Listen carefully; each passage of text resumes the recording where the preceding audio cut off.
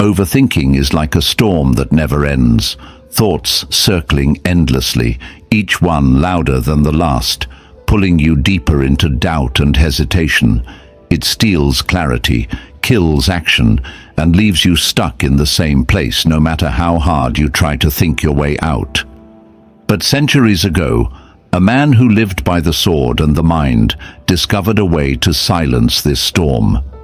Miyamoto Musashi, the undefeated samurai, faced countless battles not only on the battlefield but also within himself.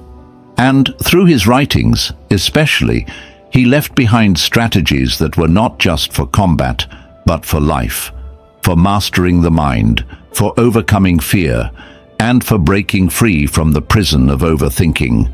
His genius wasn't only in how he fought with the blade, but in how he thought with clarity, purpose, and discipline.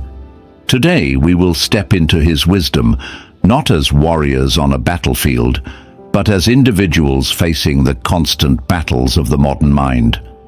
Because Musashi's way is not just about strategy, it's about freedom. Freedom from the noise, freedom from the doubts, freedom from the hesitation that keeps you from living fully. And if you're ready, let's begin this journey into his timeless principles that can still transform the way you think, decide, and live. 1. Perceive what cannot be seen. Overthinking begins not with the world outside, but with the hidden battles inside you. Musashi's first lesson, perceive what cannot be seen, is not about developing some supernatural vision. It is about courageously turning your gaze inward where most people refuse to look. We live in a culture that rewards distraction, where endless scrolling, entertainment, and noise serve as shields against facing what truly bothers us. But the samurai knew that until you confront what is invisible to the eye, your fears, your insecurities, your hidden desires, you will always be trapped in mental chaos. Overthinking is rarely about the problem in front of you. It is about the fear beneath it. You worry about failing an exam, but deep down, the real fear is that you are not smart enough. You worry about making a decision at work, but underneath lies the fear of being judged as inadequate. These hidden fears are like shadows. You cannot fight them if you do not see them. Musashi's wisdom reminds us, the battle is not with the world, but with the unseen corners of your own mind. Think about how often you avoid silence. Many people cannot sit alone in a quiet room without reaching for their phones, turning on music, or distracting themselves with meaningless tasks. Why? Because silence reveals what we do not want to face. The mind, when left without noise, begins to speak truths we have buried. It tells us where we feel weak, where we feel lost, where we are afraid of not being enough. Most overthinking comes from running away from these truths. Instead of sitting with discomfort, we try to control every possible outcome in our head, believing that if we think hard enough, we can avoid fear. But fear doesn't go away with more thought. It grows stronger. Musashi's strategy invites us to do the opposite. Stop running from the unseen. Instead, face it directly. When you bring hidden fears into the light, they lose their power over you. Philosophers throughout time have echoed this lesson. Carl Jung spoke of the shadow, the parts of ourselves we reject or ignore, which secretly control our lives until we confront them. Marcus Aurelius wrote in his Meditations that it is not external events that disturb us, but our judgments about them. Both ideas point to the same truth Musashi lived by. Clarity begins when you perceive what is hidden, when you name the fear behind the fog. This is not easy, because it demands honesty. To admit, for example, that your perfectionism is not a noble standard, but a mask for insecurity, or that your constant worrying is not being prepared, but a lack of trust in your own strength. Yet, once you admit these truths, the noise of overthinking begins to quiet. Let's bring this into practical life. Imagine you are hesitating to apply for a job, thinking of every reason why you might not get it. On the surface, you tell yourself, "I just need more time to prepare." But if you ask, what fear is driving this hesitation, you might uncover something deeper. I'm afraid of rejection. I'm afraid people will see I'm not good enough. Once you identify this, you can confront it directly. You can remind yourself that rejection does not define your worth. It is simply a step toward growth. In this way, the invisible fear loses its grip and action becomes possible. Overthinking dissolves when the hidden truth is faced. This is also why Musashi believed in constant training. By testing himself daily in the face of discomfort, he forced the unseen into the open. Every duel, every challenge revealed his own weaknesses, which he then worked to transform. You may not fight with swords, but life gives you battles of a different kind. Projects, conversations, relationships, opportunities that push you into discomfort. The question is, will you avoid them, or will you use them as mirrors to reveal what you need to see within yourself? Each moment of hesitation is not just indecision, it is an invitation to uncover the unseen fear behind it. The truth is, most people never do this work. They live on the surface, fighting shadows without ever realizing the shadows are their own. And so they repeat the same patterns year after year, overthinking, doubting, and hesitating. But those who follow Musashi's path choose courage over avoidance. They sit in silence. They journal their fears. They ask difficult questions. What am I really afraid of here? What story am I telling myself that is not true? What pain am I avoiding by staying stuck in thought? These questions cut through the fog like a blade. When you begin to perceive what cannot be seen, you step into a different kind of strength. You stop being controlled by fears you pretend do not exist. You stop letting insecurities dictate your choices. And slowly you realize that overthinking has less and less room to survive in your mind, because the storm loses power when the shadows are named. Musashi understood this. His victories were not just over opponents, but over the invisible enemies within. And if you have the courage to do the same, you will discover that clarity, confidence, and freedom are not things you chase. They are things you uncover within yourself. So ask yourself, what am I refusing to see? What fear or insecurity have I hidden so deeply that it now controls my thoughts from the shadows? The moment you dare to answer honestly is the moment you begin to escape the prison of overthinking. 2. There is more than one path to the top of the mountain. One of the greatest traps of overthinking is the belief that there is only one correct way forward, one perfect decision, one flawless path to success. This mindset turns every choice into a life or death battle in your head. You delay taking action because you're terrified of picking the wrong option. You replay scenarios endlessly, trying to calculate the future with precision, as if life were a chessboard where every move could be predicted. But life is not a single straight road. It is a mountain with countless trails leading to the top.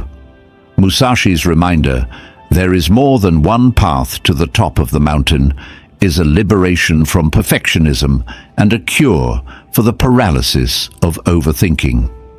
It tells us that progress is rarely about choosing the one perfect way. It is about choosing a way, committing to it, and allowing flexibility when the path changes. Think about the people who get stuck in analysis paralysis. They want to start a business, but they can't decide on the perfect niche. They want to get healthier, but they spend months researching the best diet or exercise plan instead of simply moving their body. They want to learn a new skill, but they keep hesitating between courses, apps, or teachers. In the end, they do nothing. The illusion of one perfect path becomes their cage. Musashi warns us against this illusion. If you want to reach the top of the mountain, what matters is climbing, not agonizing over which trail is slightly smoother. This teaching also reminds us that the obsession with perfection is rooted in fear. When you think there's only one right way, you are really saying, I am too afraid of making a mistake, so I must calculate endlessly before I move. But the irony is that overthinking itself becomes the mistake. Every moment spent debating instead of acting is a lost opportunity to grow, to learn, to adapt. The Stoics taught a similar truth. Epictetus reminded us that we cannot control outcomes, only actions. Marcus Aurelius wrote, "Do not waste the rest of your life speculating about others. Spend it in pursuit of the good." Both ideas echo Musashi's principle. Stop wasting energy searching for a perfect path. Choose a direction and walk it with discipline. Real life shows us this truth every day. How many people succeed by following unconventional paths? Someone drops out of school but builds a thriving company. Another person takes a detour in their career, seemingly unrelated to their goal, yet the skills learned along the way become the key to their success later. The common thread is not that they found the path, it's that they kept moving, adjusting and climbing despite uncertainty. Overthinking would have told them to wait, to analyze forever. Musashi's wisdom gave them permission to act, knowing that the summit can be reached from many directions. Perfectionism often disguises itself as ambition. You tell yourself, I just want the best outcome. I want to do things right, but underneath lies insecurity, the fear of failing, of looking foolish, of wasting effort. The truth is, failure is not the end. It is one of the paths upward. You may stumble on a rocky trail, but that stumble teaches you balance. You may take a longer route, but that route teaches you endurance. Every path shapes you in ways the perfect, imagined path never could. Musashi's genius strategy was not in avoiding mistakes, but in using every step, every battle, every misstep as fuel for mastery. So how do you apply this today? Start by challenging the idea that your next step has to be flawless. If you are choosing between two jobs, ask yourself not, which one is perfect, but which one will I commit to fully and grow from? If you are deciding on a project, don't waste months perfecting the plan. Choose a version, start, and adjust along the way. Flexibility is strength, rigidity is weakness. Musashi knew that a warrior who clings only to one technique will eventually be defeated. The adaptable warrior, the one who sees many paths, cannot be cornered. This perspective doesn't just calm overthinking, it transforms it. Suddenly, the weight of having to be perfect lifts from your shoulders. You realize that the mountain doesn't care which path you take, it only cares that you climb. Overthinking dies when you accept that mistakes are part of the climb, not proof you are unworthy of it. Life opens when you trust yourself to adapt, no matter which trail you choose. So ask yourself, where in your life are you stuck waiting for the perfect option? What dream, goal, or decision are you delaying because you believe there is only one correct way? And more importantly, what would change if you accepted that there are many paths, and the only mistake is refusing to walk any of them? 3. Do nothing that is of no use. One of Musashi's most profound lessons is brutally simple. Do nothing that is of no use.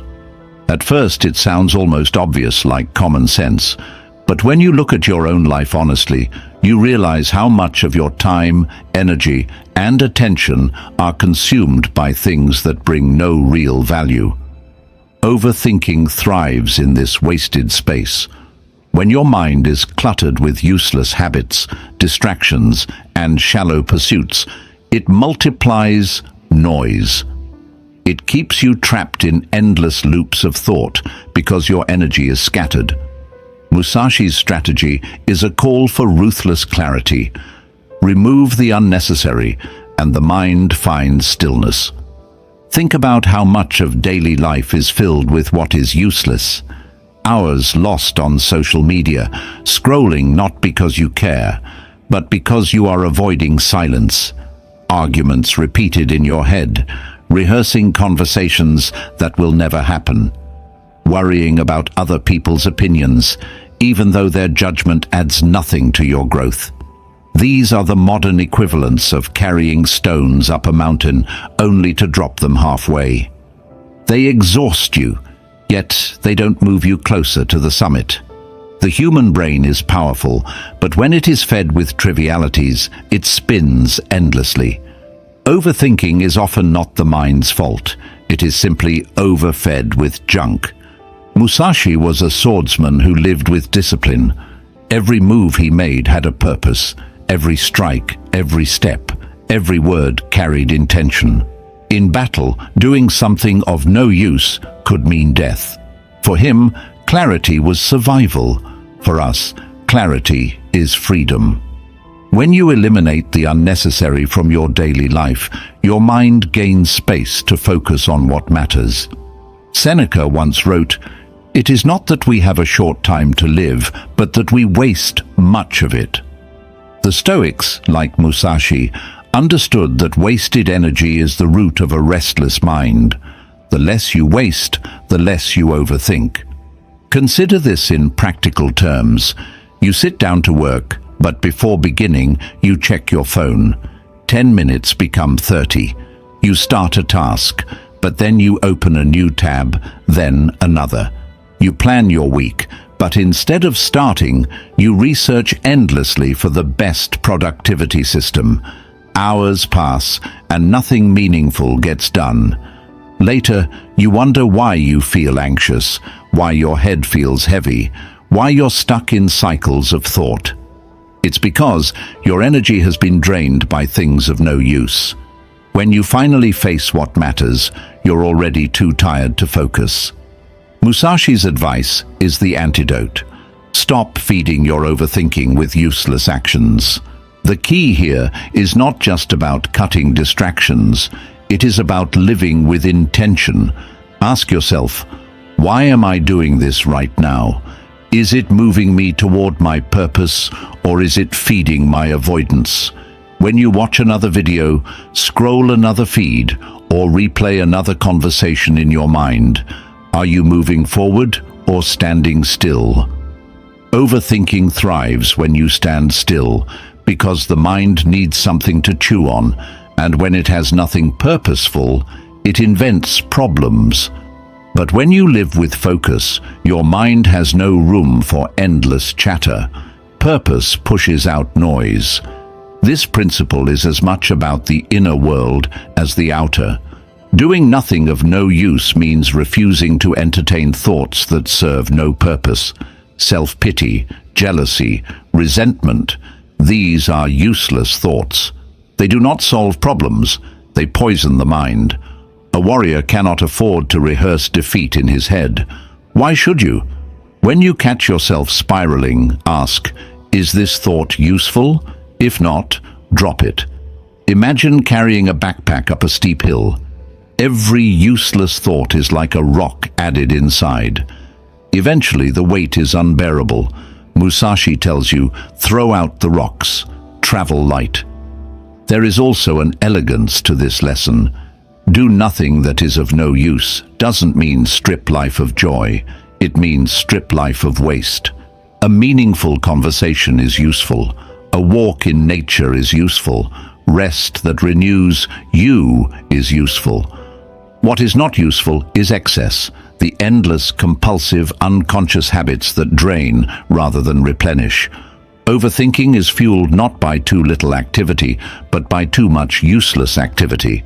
Simplify, and suddenly your mind quiets. So how do you begin to live this? Start small. Look at one part of your day.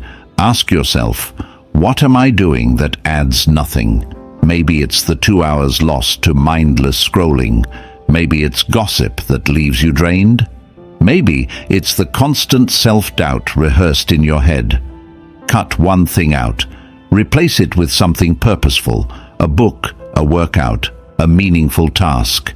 Notice how your mind feels lighter, clearer, calmer. Musashi wasn't teaching minimalism as a lifestyle trend. He was teaching mental clarity as a survival strategy. For him, useless actions in combat could cost his life. For you, they cost your peace, your focus, your potential. Overthinking will never disappear if you keep feeding it with useless distractions and wasted energy. But the moment you commit to Musashi's rule, you begin to cut the noise. Each choice to do only what is useful is a strike against overthinking. Slowly, your life becomes sharper, your mind more disciplined, your focus stronger. The prison of overthinking isn't broken with one big decision. It's broken with 1,000 small refusals to waste yourself on what doesn't matter. So ask yourself right now, what am I doing that is of no use? What thought, habit, or distraction is draining me while giving nothing back? And what would my life feel like if I had the courage to let it go? The clarity you are searching for doesn't come from thinking harder. It comes from stripping away what is useless until only the essential remains. 4. Today's victory. Over yourself of yesterday. Overthinking thrives when you compare yourself to others, when your eyes are constantly turned outward, measuring your worth against the achievements, possessions, or appearances of those around you. Musashi, however, offers a radically different standard. Today's victory over yourself of yesterday. The true battle, he reminds us, is not against the world, but against the weaker version of who you were yesterday. This is not just strategy, it is liberation. Because once you stop comparing yourself to others and focus instead on daily self-mastery, you give overthinking no ground to stand on. Think about how comparison fuels mental noise. You see someone your age succeed in business, and immediately your mind begins the spiral. Am I behind? Did I make the wrong choices? Should I have done what they did?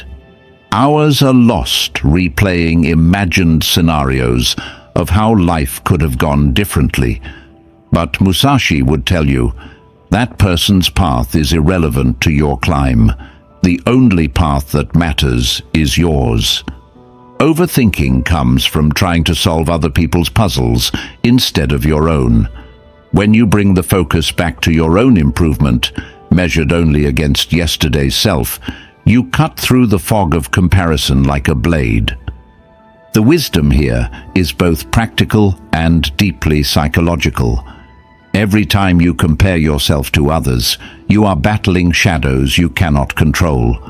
You do not control their opportunities, their circumstances, their timing, but you do control your actions today.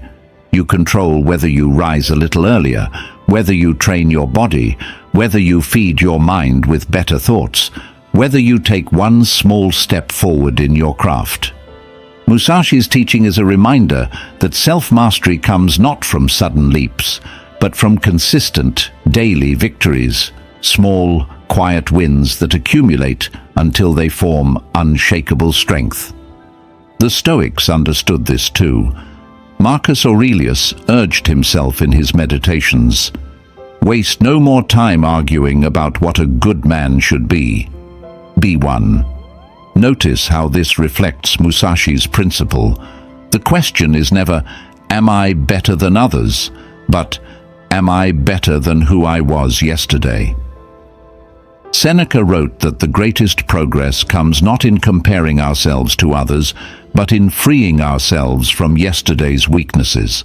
This shift of focus from external comparisons to internal progress is one of the most powerful antidotes to overthinking.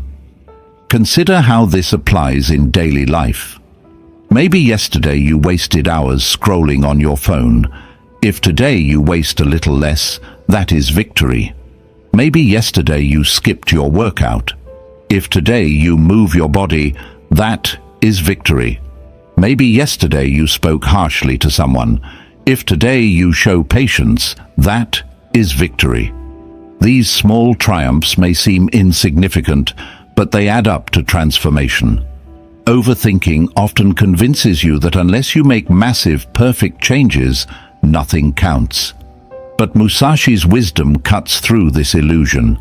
The summit of the mountain is reached one step at a time, not by leaping over it. This mindset also redefines failure. If the battle is against yesterday's self, then even mistakes become fuel for progress.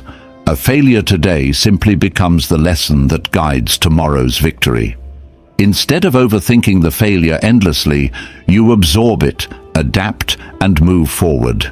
Musashi himself lost duels early in his life, but instead of drowning in regret, he studied them, refined his technique, and returned stronger.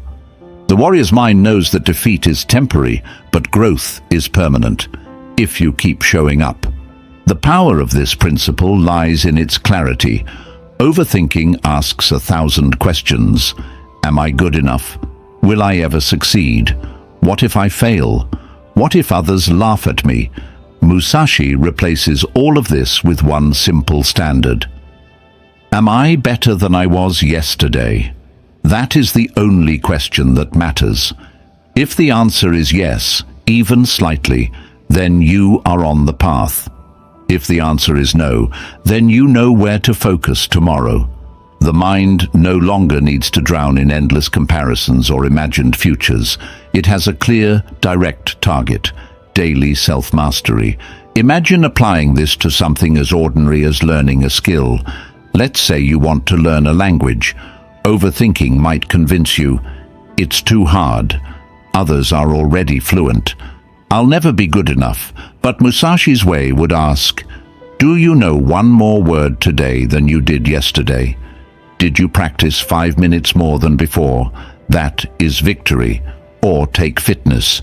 Instead of obsessing over others' progress or your future ideal body, you ask, am I stronger, more disciplined, more resilient than I was yesterday? That reframing keeps the mind anchored in progress, not paralysis. When you adopt this mindset, overthinking loses its grip. Because overthinking thrives in vague, endless comparisons. But when your standard is concrete, your own yesterday, there is nothing abstract to debate. You either improved or you didn't. If you did, you celebrate and continue. If you didn't, you adjust and try again tomorrow. The simplicity is powerful. Musashi knew that warriors cannot afford confusion in the heat of battle. Their standard must be immediate and clear. For us, in the battles of everyday life, the same applies. So the challenge is this: can you shift your focus from others to yourself, from tomorrow's fears to today's effort? Can you make the standard of success not perfection, not comparison, but progress over who you were yesterday? This is how you silence the storm of overthinking, because the mind no longer needs to juggle infinite possibilities. It needs only to answer one question: did I win against my yesterday? Ask yourself now, in what area of your life can you claim victory over yesterday? And if you cannot, what small step today would earn that victory tomorrow? Remember, Musashi's genius was not in perfection, but in discipline. His victories were not about conquering the world, but about conquering himself, day after day, yesterday after yesterday. 5. There is timing in everything. Overthinking often feels like trying to force open a door before it is ready to be unlocked. You push, you strain, you exhaust yourself with worry, yet the door will not move. Why? because there is timing in everything. Musashi understood this truth deeply, not only in combat, but in life. In battle, a strike too early or too late meant defeat. The warrior had to sense the rhythm, to act at the exact moment when the opportunity was ripe. And outside the battlefield, this wisdom remains just as vital. Our modern struggles with anxiety and overthinking come, in part, from our inability to trust timing. We want everything now. We demand answers before they are ready to appear. And so, instead of flowing with life's rhythm, we resist it, creating tension, impatience, and mental noise. Think about how impatience feeds overthinking. You send a message, and the reply doesn't come fast enough. Within minutes, your mind begins spinning. Did I say the wrong thing? Are they ignoring me? Did I offend them? Hours later, the message arrives, simple and innocent, but by then your energy has already been drained by needless speculation. Or consider your career. You plant seeds, studying, working hard, trying to prove yourself. But when results don't appear immediately, you begin to spiral. Am I failing? Should I change direction? Is this all a waste of time? The mind obsesses over the lack of instant results, blind to the truth that growth takes its own pace. Just as a tree does not bloom the day after it is planted. Musashi's lesson reminds us that clarity comes not from forcing outcomes, but from respecting timing. Just as a warrior must wait for the opponent's opening, so must we learn to wait for life's openings. This doesn't mean passive waiting. Musashi did not stand idle in battle, nor should we in life.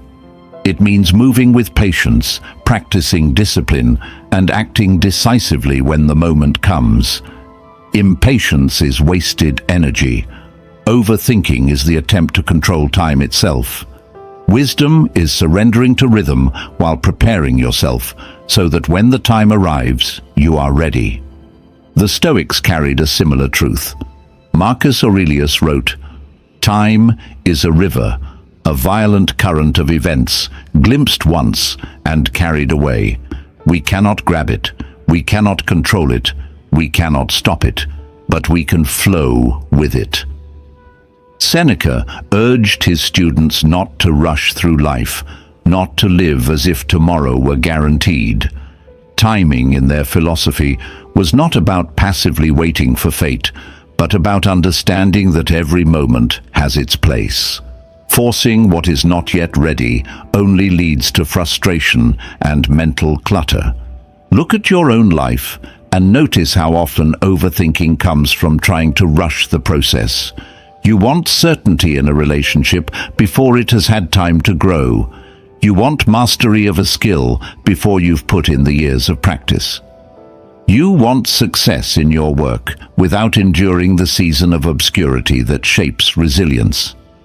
In all these cases, impatience leads to restless thoughts, endless doubt, and unnecessary suffering. Musashi's wisdom cuts through this. Trust the timing. The mountain cannot be climbed in a single leap. The summit will not come faster by obsessing over it. All you can do is walk your path steadily, knowing that when the right moment appears, you will be prepared to seize it. Consider how this plays out in training. Musashi trained endlessly, repeating the same movements, building discipline until his body and mind were one. He did not demand mastery in a day. He respected that skill matures with time, that discipline deepens through repetition. In the same way, whatever battle you face, whether it is building a business, healing from pain, or mastering yourself, requires patience. You cannot force the fruit to ripen before its season. If you do, it will taste bitter. The wise understand that timing governs all things, and their peace comes from aligning with it instead of resisting it. This teaching also relieves us of much unnecessary stress. Overthinking asks, why isn't this happening yet? What if it never happens? What if I'm too late? But Musashi's principle whispers, everything has its timing. Your task is not to obsess over when. It is to keep preparing, to keep showing up, so that when the moment arrives, hesitation does not rob you of it. Think of an archer. If he releases the arrow too early, it falls short. Too late, and the target moves. The discipline is not only in aiming but in waiting for the right instant to release. Your life is the same. So how do you practice this? First, by slowing down. When your mind spirals into impatience, remind yourself, not everything is meant to happen today. Second, by focusing on preparation. Instead of demanding results, ask, am I training? Am I building discipline? Am I ready for the moment when it comes? Third, by trusting rhythm. Notice how nature never hurries, yet everything is accomplished. Seasons change, rivers carve valleys, trees grow tall, all in their time. Overthinking cannot change the seasons. It can only rob you of peace while you wait. The genius of Musashi's strategy is that it transforms waiting from suffering into training. If there is timing in everything, then every moment before the outcome is not wasted. It is practice. Impatience turns the waiting into torment. Wisdom turns the waiting into preparation. And once you learn to trust timing, overthinking begins to lose its grip because you no longer demand answers before they are ready. You are content to prepare, to watch, to act when the opening reveals itself. So ask yourself now, where in your life are you trying to force timing? Where are you demanding results that cannot yet arrive? And how much mental noise would vanish if you accepted that timing is not your enemy, but your ally? To live by Musashi's principle is to quiet the storm of impatience and to find peace in the rhythm of growth. When you align with timing, the mind stops spinning and clarity begins. 6. Do not let the body be dragged by the mind, nor the mind by the body. Overthinking often feels like being pulled in two directions at once. Your mind races ahead, worrying about the future, replaying the past, imagining 1,000 outcomes. Meanwhile, your body sits still, tense, restless, drained by thoughts it cannot act upon. Or sometimes it's the opposite. Your body craves comfort, indulgence, or distraction, while your mind knows you should stay disciplined, study, or work. In both cases, there is a split, a war between mind and body. Musashi's wisdom, do not let the body be dragged by the mind, nor the mind by the body, is a call for balance, because when either dominates, chaos follows. But when they move in harmony, overthinking dissolves into focus and clarity. Think about how often your mind drags your body. You lie in bed, exhausted, but your thoughts will not stop. They replay conversations, worry about tomorrow, or spiral into endless what-ifs. Your body needs rest, but your mind refuses to let go. The result? Insomnia, fatigue, and an anxious fog that carries into the next day. On the other side, consider how often the body drags the mind. You sit down to work, but your body craves snacks, comfort, or the couch. Instead of focusing, you drift into procrastination, letting the body's desires dictate your actions. In both cases, imbalance feeds overthinking. The body grows restless when it is ignored, and the mind grows noisy when it is undisciplined. Musashi understood that a warrior cannot afford this division. Mind and body must be trained together, like two swords wielded in harmony. The Stoics echoed this wisdom in their own way. Epictetus reminded his students that the body is temporary, subject to illness and weakness, but the mind is free, if disciplined. Yet the Stoics also practiced physical training, cold exposure, and hardship. knowing that neglecting the body weakens the mind. Marcus Aurelius wrote of keeping both strong, tending to reason, but also to health. Musashi's teaching aligns perfectly with this. When body and mind are aligned, you are unshakable. When they fight each other, you are restless, anxious, and vulnerable to overthinking. Consider how athletes experience this. A runner who overthinks every step, calculating pace, fearing failure, doubting stamina, tires quickly, not from the body's limits, but from the mind's chatter. But a runner who lets the body's rhythm and the mind's focus align enters what psychologists call flow, a state of effortless concentration. Musashi trained to live in this flow. His swordsmanship was not a mind commanding the body like a slave. It was body and mind moving as one, each enhancing the other. The same principle applies to you. When you eat well, sleep enough, and move your body, your mind clears. When you discipline your thoughts, your body follows with resilience. Balance quiets the storm of overthinking. Modern life makes this harder. We live in a world of imbalance. We sit for hours, numbing the body while the mind spins, or we indulge the body endlessly with comfort, food, entertainment, pleasure, while starving the mind of discipline. No wonder anxiety and overthinking flourish. Musashi's lesson is not abstract philosophy. It is a practical cure. If your mind is restless, move your body. Go for a walk, train, breathe deeply. If your body is undisciplined, strengthen your mind. Set limits, focus, direct your attention with intention. Each balances the other. Overthinking often arises because we try to solve mental storms with more thought. But sometimes the cure is physical. Movement, exercise, grounding yourself in the present moment through your body. Other times, restlessness comes from giving the body everything it craves, leaving the mind weak and undisciplined. Musashi's genius was to recognize both dangers and to seek balance. He was not just a swordsman of technique, but of harmony. He knew that victory required both clarity of thought and strength of body, working together as one. Practical application is simple yet powerful. Next time your mind drags your body into anxiety, when you can't sleep or focus, breathe slowly, move your body, bring yourself back to the present moment. Feel the ground under your feet.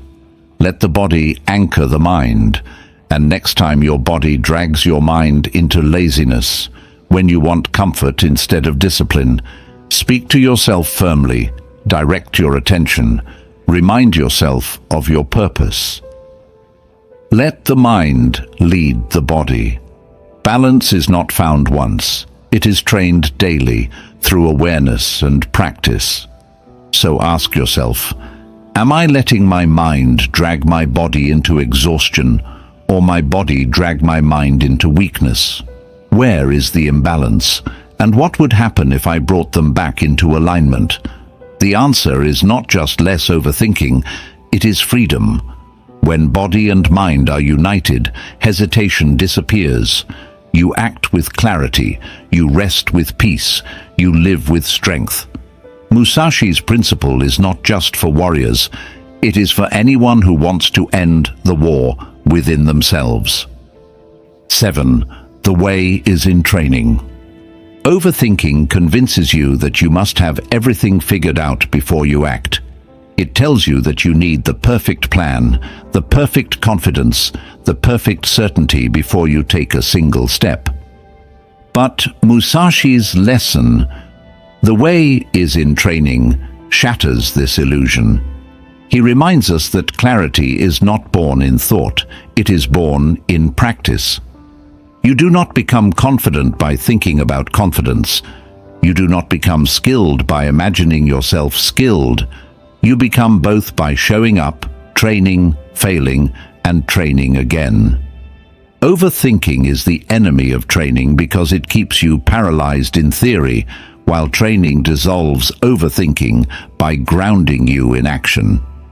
Musashi knew this truth from the life he lived. He fought over 60 duels, many against seasoned warriors, and remained undefeated. Was it because he thought longer and harder than his opponents? It was because he trained relentlessly. His sword was an extension of his body an extension of his mind. And this harmony came not from overthinking, but from repetition. He practiced until clarity was instinct, until decision-making became natural. In training, the mind becomes disciplined. In discipline, overthinking finds no foothold. Musashi's genius was not mystical insight. It was devotion to practice.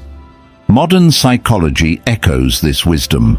Consider the concept of flow, that state where thought and action merge, where the chatter of the mind disappears, and you are simply absorbed in what you are doing. Flow is not achieved by overthinking. It is achieved by training. A musician doesn't reach mastery by endlessly theorizing about scales. They reach it by playing, failing, adjusting, and playing again. A writer doesn't overcome doubt by analyzing their fears forever. They overcome it by writing every day, even when imperfect. In training, fear fades because action leaves no room for endless speculation. The Stoics understood this too. Epictetus told his students not to speak endlessly about philosophy, but to live it, to practice it daily. Marcus Aurelius reminded himself that philosophy was not words on a page, but exercises in living. Musashi's teaching aligns perfectly. The way, the path to mastery, clarity, peace, is not found in imagining, but in practicing. Overthinking asks, "Am I ready?" Training answers, "You will become ready through doing." Think of the areas in your life where overthinking keeps you stuck. You want to start a business, but spend months debating ideas instead of testing them. You want to get fit, but waste time comparing workout plans instead of moving your body. You want to speak up in meetings, but rehearse lines endlessly instead of just speaking. In each case, overthinking creates paralysis. But if you embraced Musashi's principle, you would begin training immediately. You would test, act, adjust, repeat. Progress would replace paralysis, and confidence would replace fear. Training also teaches patience. Overthinking demands instant certainty, instant results. Training humbles you. It shows you that growth is built day by day, repetition by repetition. You cannot master a skill in one leap, but through steady practice, mastery becomes inevitable. Overthinking says, "What if I fail?" Training says, "Fail and learn and grow." Overthinking sees failure as proof you should quit.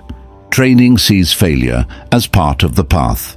Musashi's way transforms failure into fuel, uncertainty into discipline, fear into focus.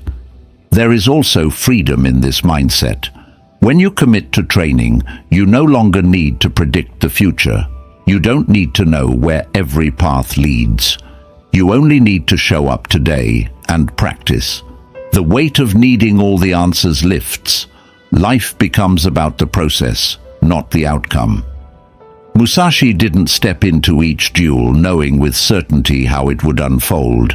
He stepped in knowing he had trained, that his practice had prepared him, and that whatever came, he would respond. That confidence was not built in thought. It was built in sweat, discipline, and repetition. So how can you apply this? Start by identifying one area of life where you've been stuck in thought instead of action. Then strip it down to a small daily practice. If you want to write a book, write 1 page a day. If you want to learn a language, study 15 minutes daily.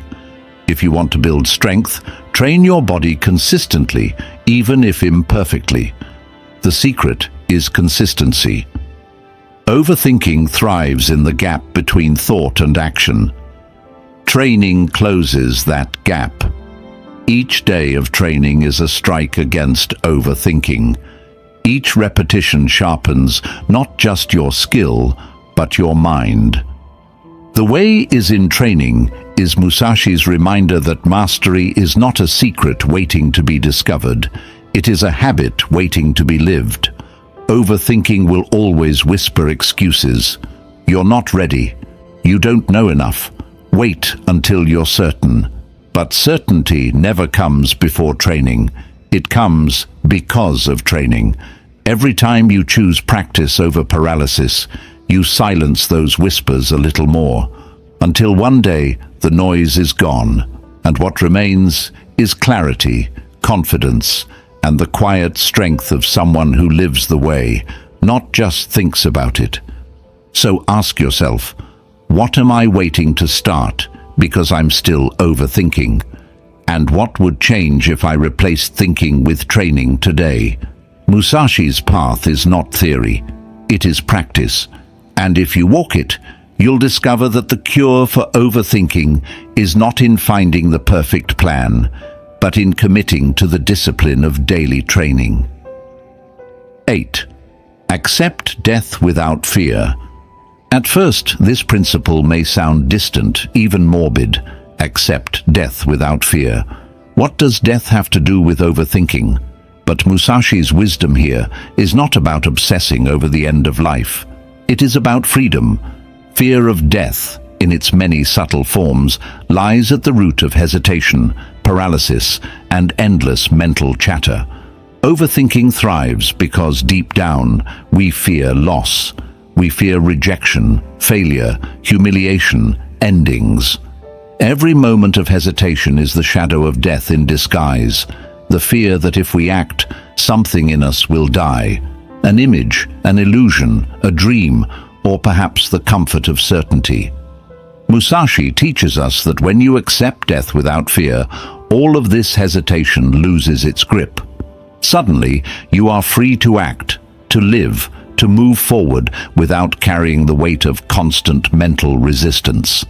Consider how overthinking operates in daily life. You want to speak up in a meeting, but your mind races. What if I sound stupid? What if they laugh? What if I ruin my reputation? Beneath these thoughts is the fear of social death, the loss of respect, the loss of belonging. Or you want to pursue a passion project, but your mind says, what if I fail? What if I waste years? What if I regret it? Here lies the fear of dream death, the possibility that your vision will collapse. In both cases, the chatter is not about logic, it is about fear. And until you confront this fear directly, overthinking will always find fuel. Musashi's way cuts at the root. Embrace death in all its forms, and fear has nothing left to feed on. The Stoics lived by the same principle. They practiced memento mori, remembering death not as a gloomy ritual, but as a way to sharpen life. Marcus Aurelius wrote, "You could leave life right now. Let that determine what you do and say and think." When you accept death, you stop wasting time in hesitation.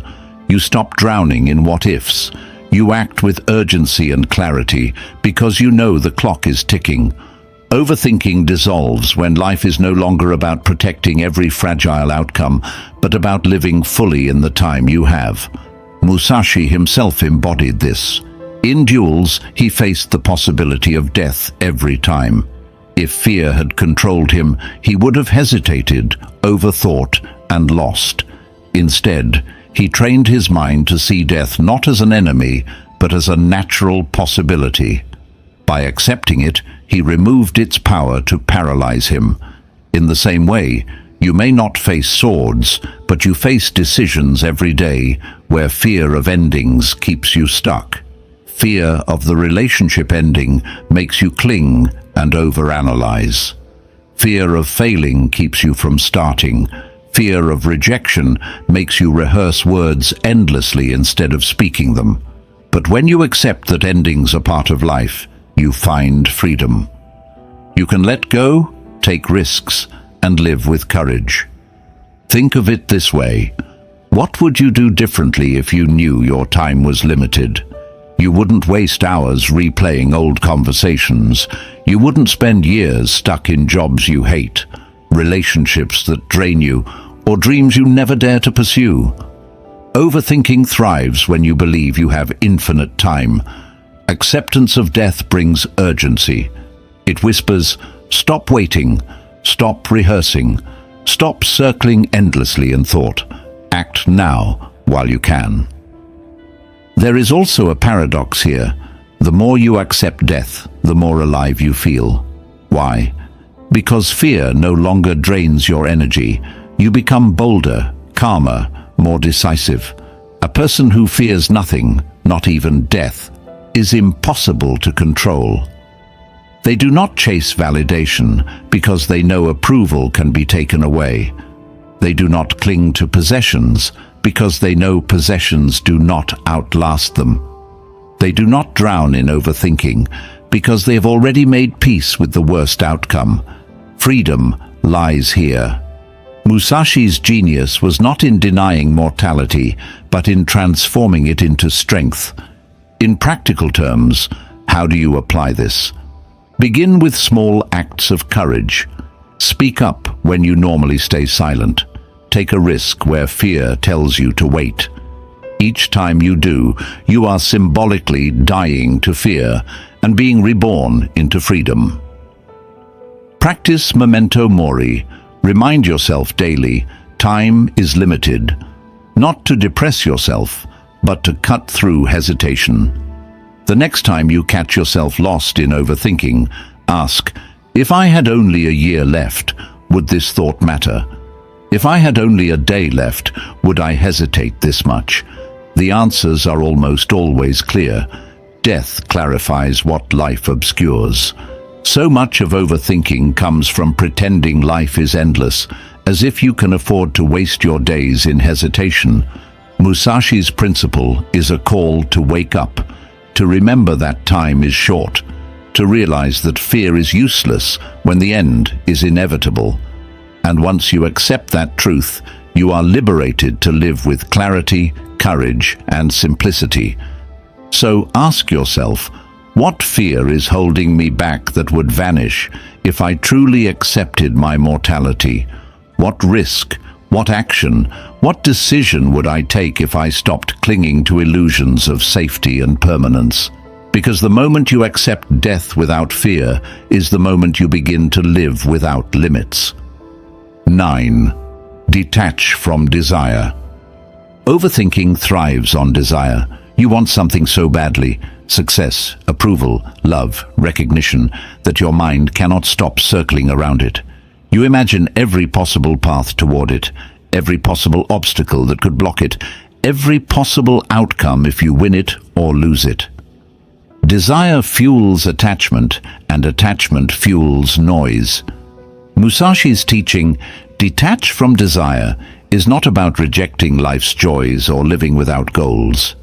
It is about loosening the grip of desire so it no longer chains your mind to endless speculation. The more desperately you cling to outcomes, the more restless your thoughts become. But when you let go, when you desire with balance instead of obsession, clarity returns and overthinking loses its grip. Think about how often desire pulls you into overthinking. You want a promotion at work, so your mind spins. What if my boss doesn't notice me? What if I fail this project? What if someone else gets ahead of me? You want someone to like you, so you analyze every word they said, every message they sent, every silence in between. You want financial success, so you spend hours imagining scenarios, profits, losses, risks, regrets, while never taking real action. In each case, the root problem is not the goal itself, it is the attachment. The tighter you hold, the louder the noise becomes. Desire chained to attachment is a breeding ground for overthinking. Musashi understood this well. As a samurai, desire could cloud judgment in battle. If you desired victory too desperately, you might overreach, make a reckless move, or hesitate in fear of losing. The true warrior, he believed, fought with clarity by detaching from the outcome. Victory was the goal, yes, but obsession with victory was weakness. Freedom was found in being present, focused on the next move, unchained from fear of loss. In life, the same principle applies. When you detach from desire, you still pursue goals, but you are no longer enslaved by them. You act with discipline, not desperation.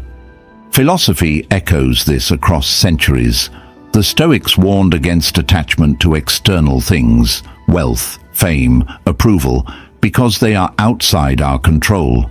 Epictetus said, "Freedom is not achieved by satisfying desire, but by eliminating it." The Buddha taught the same in a different tradition, that suffering is born from attachment to desire. Musashi, though a warrior, spoke the same language of wisdom. Detachment is not indifference, it is liberation. When you release the need to control outcomes, you quiet the storm of overthinking and act from strength. Consider a practical example. Imagine you are preparing for a big presentation. If you are consumed by desire for approval, "I must impress them, I cannot fail," your mind will rehearse endlessly, worrying over every detail, doubting every slide. But if you detach from desire, your focus shifts. You prepare with discipline, but you release the outcome. You remind yourself, "I cannot control their reaction. I can only control my preparation, my delivery, my effort." Suddenly, the noise begins to fade. Anxiety lessens, clarity grows. The result is often better not because you cared less, but because you were free to give your best without being strangled by attachment.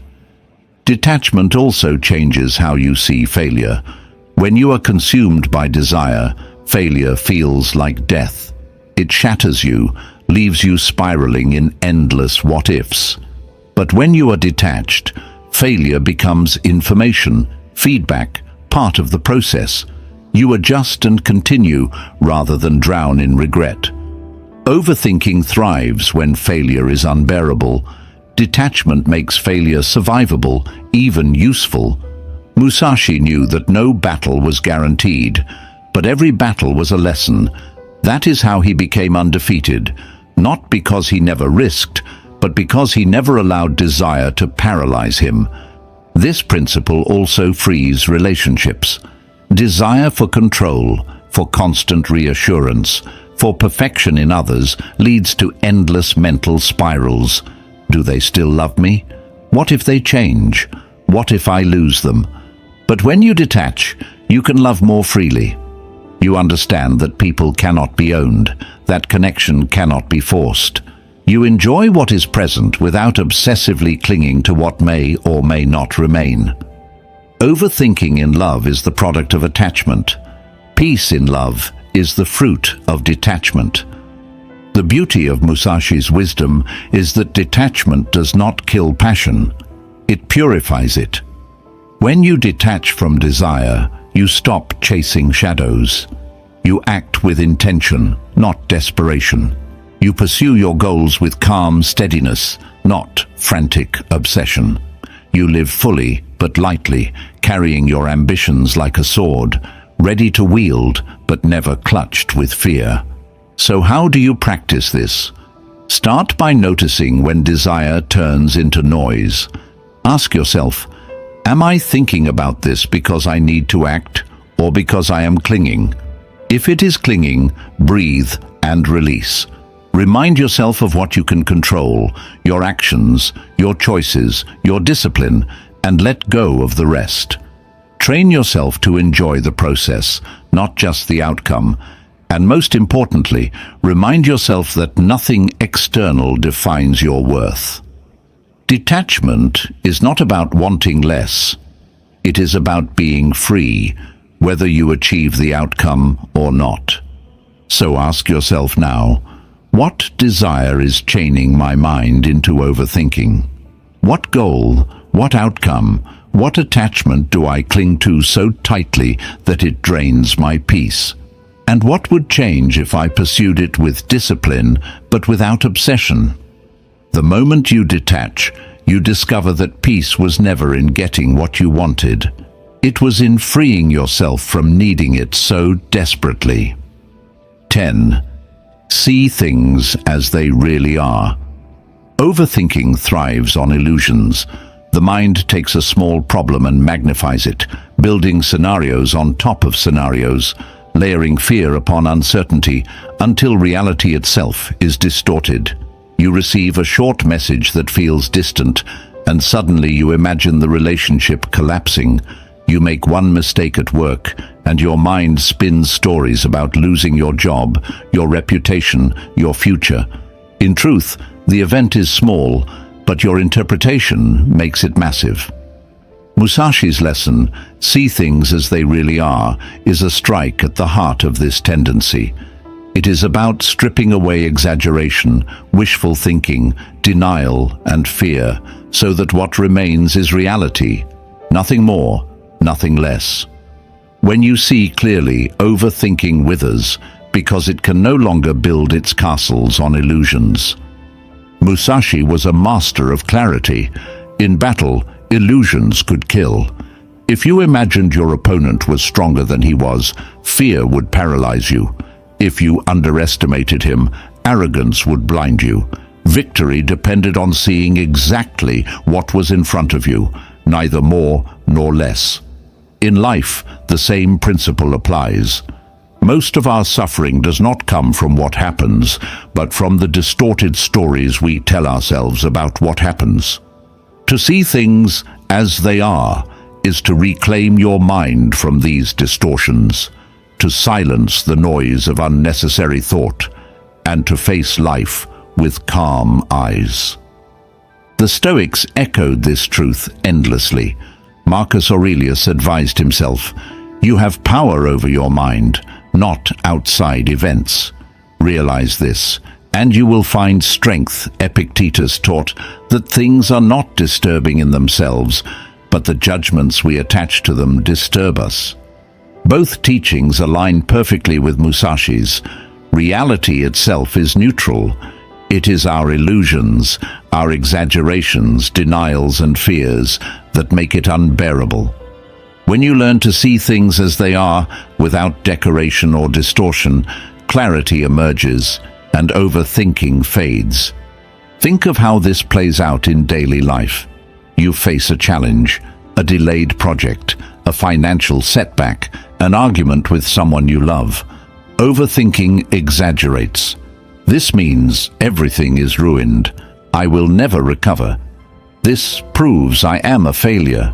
But if you pause, strip away the illusions and ask, what is really happening here? The picture changes. The project is delayed, not destroyed. The financial setback is temporary, not the end of your future. The argument is painful, but not proof of the relationship's collapse. Reality is often far lighter than the illusions we add to it. Overthinking thrives on drama. Clarity thrives on truth. Illusions also work in the opposite direction, through denial. Sometimes we avoid painful truths by telling ourselves comfortable lies. We convince ourselves that the unhealthy relationship will magically improve, that the toxic habit isn't really hurting us, that we still have time to chase our dreams when deep down we know we are wasting it. Overthinking thrives here too, because denial never silences the truth. It only buries it, where it gnaws at us quietly. Musashi's wisdom cuts both ways. See clearly not only the fears you exaggerate, but the truths you avoid. The warrior cannot afford to fight a battle that isn't real, nor to ignore the battle that is. Practical application begins with the discipline of questioning your thoughts. The next time your mind spirals, ask, am I seeing reality or my interpretation of it? What evidence do I actually have? What story am I adding to this event? Often, you will discover that 90% of your suffering is the story, not the fact. By stripping away the story, you reduce the noise. This practice takes courage because it forces you to face what is true without the protection of illusions. But it also brings peace because truth, no matter how hard, is always lighter than lies. Musashi trained his students to perceive clearly by stripping away distraction. For him, every movement in combat had to be observed without bias, no underestimation, no exaggeration, no wishful thinking. Life requires the same. Clarity is not the absence of problems, but the absence of illusion. Once you see clearly, problems become solvable, fears become manageable, and overthinking has no fertile soil in which to grow. There is freedom in this clarity. When you see things as they really are, you no longer waste energy on phantom battles. You no longer fear shadows. You no longer cling to illusions that drain you. Overthinking becomes unnecessary because reality as it is enough. Sometimes hard, sometimes painful, sometimes beautiful, but always clear. So ask yourself now, what illusions am I clinging to? What fears have I exaggerated into monsters larger than they are? What truths am I avoiding, even though they are quietly demanding to be faced? The moment you answer honestly, the fog begins to lift. Musashi's wisdom invites you to put down the weight of illusion and pick up the clarity of reality. And once you see life as it really is, overthinking has nothing left to feed on. 11. Keep your mind fluid, like water. Overthinking is rigidity in disguise. It is the mind refusing to let go, clinging to control, insisting that things must unfold in one specific way. When life shifts, when uncertainty appears, when plans collapse, the rigid mind panics. It analyzes, reanalyzes, spirals. Musashi's teaching, keep your mind fluid like water, is the cure. Water does not resist, it flows.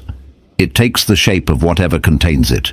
It adapts to obstacles by moving around them, never losing its essence, never breaking. A fluid mind is not weak. It is unbreakable precisely because it does not cling. When you cultivate this flexibility, overthinking fades, because instead of fighting reality, you move with it. Consider how overthinking always wants certainty. You plan your career path step by step, and when one step doesn't go as planned, your mind spins. What now? Did I fail? Should I start over? Or you invest your heart in a relationship, and when conflict arises, your mind races. Is this the end? Did I make a mistake? What if it all collapses? The rigid mind demands that the path stay smooth, but life never promises smoothness. The water-like mind, on the other hand, flows with the change. It says, "This is not what I expected, but I will adapt. This is not the path I planned, but I can find another way." Flexibility silences the spiral of thought because it removes the illusion of control. Musashi knew this well in combat. A rigid fighter who insists on one technique becomes predictable and vulnerable, but a fighter who is fluid, who adapts to the opponent's rhythm, who shifts stances and strikes with flexibility, cannot be cornered. His survival lies in his adaptability. In life, the same is true.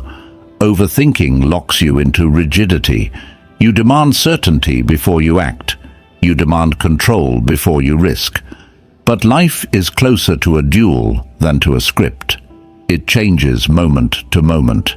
The fluid mind accepts this and stays ready. The Stoics also saw wisdom in this. Marcus Aurelius wrote that life is more like wrestling than dancing.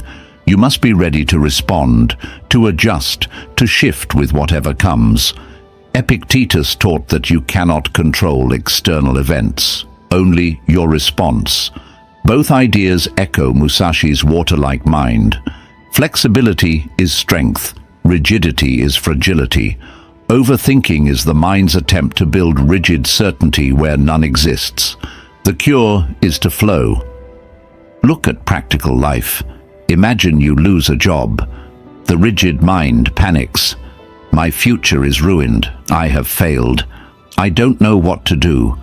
Weeks are spent in overthinking, fear multiplying. But the fluid mind asks, what new opportunities does this open? What can I learn here? How can I adapt? Instead of drowning in endless thoughts, the water-like mind moves forward. Or imagine you set a goal, but life throws obstacles in your way. The rigid mind says, it's impossible now. I failed. The fluid mind says, this path is blocked. I will find another. Water never stops moving. Neither should you. Flexibility also applies to the inner world. Overthinking thrives when you cling to fixed stories about yourself. I am not good enough. I always fail. I am this kind of person, and I cannot change. These rigid beliefs trap you in spirals of doubt. But when you adopt a fluid mind, you remind yourself, I am not fixed. I can change. I can adapt. I am still flowing, still becoming. Overthinking loses power when identity itself becomes flexible. You are not chained to yesterday. You are flowing toward tomorrow. Musashi's wisdom is not permission to drift aimlessly. Water flows, yes, but it flows with force, carving valleys, shaping mountains, wearing down stone. Flexibility is not weakness, it is unstoppable strength. When your mind becomes like water, you do not give up on goals. You pursue them with persistence, but without rigidity. You adjust, you adapt, you continue. Overthinking dies because you no longer waste energy resisting what is. You move with reality, not against it. So how do you practice this? Begin by catching rigidity in your thoughts. Notice when you insist, it must happen this way. I cannot accept any other outcome. Ask yourself, is this true, or can I adapt? Train yourself to shift perspective. If one path is blocked, search for another. If plans fail, focus on what remains in your control. And remind yourself daily, you are not stone, you are water. Life will bend you, but it cannot break you if you stay fluid. So ask yourself now, where am I being rigid, demanding certainty, resisting change? And what would happen if, instead of resisting, I flowed like water around the obstacle? Musashi's wisdom is not abstract poetry, it is survival. In combat, rigidity is death. In life, rigidity is overthinking, anxiety, paralysis. But a fluid mind is free, calm, unstoppable. When you learn to flow, you stop drowning in thought and start moving with clarity. 12. Live with a clear purpose. At the root of most overthinking lies one thing: confusion about purpose. When you don't know why you are doing something, every decision feels overwhelming. Should I go this way or that way? Should I choose this career or that one? Should I stay in this relationship or leave? Without a strong sense of purpose, the mind drowns in endless questions because it has no compass to guide it. Musashi's final teaching, live with a clear purpose, is the blade that cuts through this fog.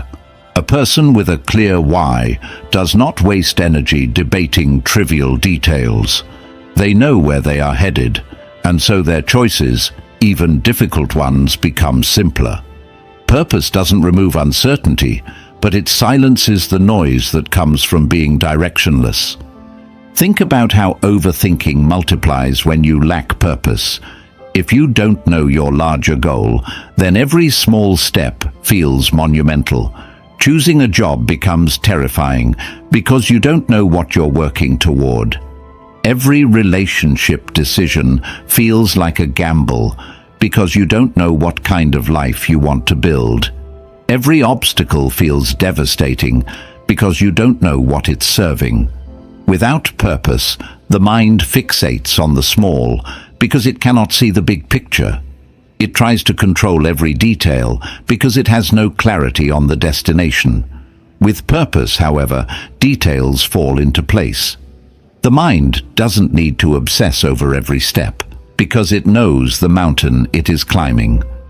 Musashi's life was a reflection of this. His purpose was mastery of the sword, of discipline, of himself. That clarity allowed him to endure hardship, to live with simplicity, to train without distraction. He did not waste time chasing pleasures or diversions that did not serve his purpose. Everything was filtered through a single question: does this serve the way? If yes, he pursued it relentlessly. If not, he discarded it. That is why his mind was sharp, his actions decisive, his victories consistent. His clarity of purpose left no room for wasted thought. Philosophers and thinkers across time have echoed this truth. Friedrich Nietzsche wrote, "He who has a why to live can bear almost any how." Viktor Frankl, who survived the horrors of the concentration camps, confirmed it centuries later. When a person has meaning, they can endure suffering that would otherwise crush them. The Stoics taught the same. Epictetus told his students to align life with virtue, because without a guiding principle, the mind wanders into chaos. Musashi's principle is the same in different words. Purpose is the anchor that steadies the mind. Without it, you are at the mercy of every storm of thought. Consider a practical example. Imagine you want to start a business. If your only purpose is, "I want money," then every obstacle will make you panic. A slow month feels like disaster. Criticism feels unbearable. Competition feels threatening. But if your purpose is clear, "I want to create something valuable, to serve, to build freedom for myself and others," then these obstacles become challenges to adapt to, not reasons to quit. Overthinking fades because your actions are anchored in a bigger why. Or think of relationships. If your purpose is clear, "I want a partnership built on respect, growth, and shared values," then decisions become easier. You no longer waste months over-analyzing whether someone who doesn't share your values is the one. Clarity cuts through noise. Living with purpose also protects you from the trap of distractions. Overthinking often thrives on meaningless pursuits. What others think, what trend you should follow, whether you're missing out. But when you live with purpose, you are less concerned with these. A person climbing their mountain doesn't stop to compare themselves to every traveler on the path. They keep walking because they know where they're going. Musashi's genius was not just in his discipline, but in his refusal to be distracted. He had one aim, and everything else was secondary. That is why he lived with such clarity, and why his wisdom endures centuries later. How do you apply this? Start by asking yourself, what is my clear purpose right now? Not a vague hope like, "I want to be happy," but something rooted, tangible, and guiding. Maybe it's, "I want to live with integrity." Maybe it's, "I want to grow stronger every day." Maybe it's, "I want to use my gifts to help others." Whatever it is, let it be simple and strong. Then filter your choices through it. Ask, does this action serve my purpose or distract from it? Overthinking thrives on trivialities, but purpose simplifies them. If it serves your purpose, you act. If it does not, you discard it. Simplicity replaces noise. There is also peace in this. When you live with purpose, you stop needing to control outcomes. You may not know exactly how the journey will unfold, but you know why you're on it. That why carries you through uncertainty. It anchors you when fear arises. It silences the voice of overthinking that demands certainty before you act. Purpose doesn't eliminate difficulty, but it makes difficulty bearable. and often meaningful. So ask yourself now, what is the purpose that anchors my life? What is the why that makes my battles worth fighting? And what noise, what endless overthinking would vanish if I simply lived in alignment with it? Musashi's wisdom is timeless because it reminds us of the simplest truth. A clear purpose is the sharpest weapon against mental chaos. With it, you cut through distraction, hesitation, and doubt. Without it, you remain lost in the fog of thought. To live with a clear purpose is not only to end overthinking, it is to live with strength, with clarity, and with freedom. Overthinking is one of the most common prisons of the modern mind. It drains energy, steals focus, and paralyzes action. But through Musashi's timeless wisdom, we've walked through 12 principles that show us another way. To perceive what cannot be seen is to confront your hidden fears instead of running from them. To realize there is more than one path to the top of the mountain is to release the illusion of perfection and keep climbing. To do nothing that is of no use is to cut away the clutter and reclaim your energy. To seek today's victory over yourself of yesterday is to stop comparing and start growing. To understand that there is timing in everything is to learn patience and trust life's rhythm. To balance body and mind is to end the inner war and find harmony. To embrace that the way is in training is to silence hesitation through discipline and practice. To accept death without fear is to free yourself from the paralysis of clinging. To detach from desire is to stop drowning in noise and live with calm intention. To see things as they really are is to strip away illusions and face reality with clarity. To keep your mind fluid like water is to remain unbreakable through adaptability. And finally, to live with a clear purpose is to anchor your life with meaning so that every choice becomes simpler and every action more decisive. Musashi was not only undefeated in battle, he was undefeated in the greater battle of the mind. His wisdom is not for swordsmen alone, it is for anyone who wrestles with fear, doubt, and hesitation. His strategy was not about escaping life, but engaging it fully, with clarity, with discipline, with courage. The cure for overthinking is not to think harder, but to live wiser. And these 12 principles give us the path. So now, the challenge is yours. Where in your life are you trapped in thought instead of action?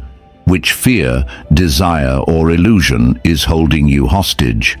Which principle speaks to you most deeply, and how can you apply it today? Not tomorrow, not someday, but right now. The mountain is waiting. The summit is possible. The storm in your mind can be silenced, but only if you choose to live these truths, not just listen to them. Remember this: freedom from overthinking is not about controlling every thought. It is about mastering yourself. And when you live with courage, clarity, and purpose, you are already walking Musashi's path.